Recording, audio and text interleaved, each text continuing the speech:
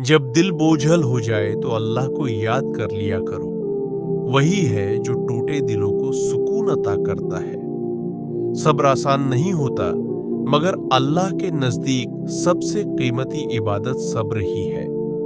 जो चीज आज तुम्हें रुला रही है, कल वही तुम्हें अल्लाह की रहमत पर यकीन दिला देगी।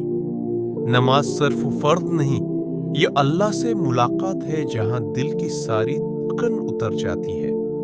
अल्लाह देर जरूर करता है, मगर इंधीर नहीं, उसका हर फैसला बेहतरीन होता है। जब सब रास्ते बंद लगे, तब समझ लो अल्लाह तुम्हें अपनी तरफ बुला रहा है।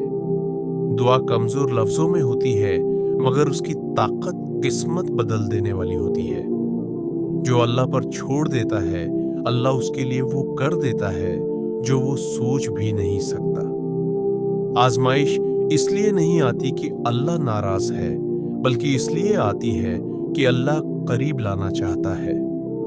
शक्र वो नामत है जो थोड़े को भी काफी बना देती है और दिल को अमीर कर देती है। गुनाह इंसान को कमजोर करता है और तौबा अल्लाह के करीब ले जाती है। जब दिल घबरा जाए तो बस इतना याद रखो, अल्लाह तुम्हें अकेला नहीं छोड़ेगा। अल्लाह की रहमत इतनी विसिया है कि अगर बंदा सच्चे दिल से पलट आए तो सब मुआफ हो जाता है।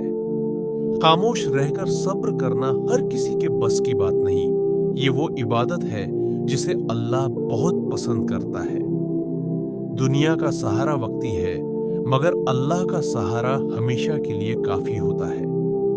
अल्लाह तुम्हें आजमाता है क्योंकि वो जानता है कि तुम इस आजमाइश से ज्यादा मजबूत हो। जब तुम्हारे पास सिर्फ अल्लाह रह जाए तो समझ लो तुम्हारे पास सब कुछ है। नीयत साफ हो तो छोटा अमल भी अल्लाह के नजदीक बहुत बड़ा बन जाता है। अल्लाह के फैसलों पर राजी रहना सीख लो, यही दिल के सुकून का सबसे बड़ा राज है। मायूस मत हो, अल्लाह वो सुन रहा है जो तुम किसी को बता भी नहीं सकते।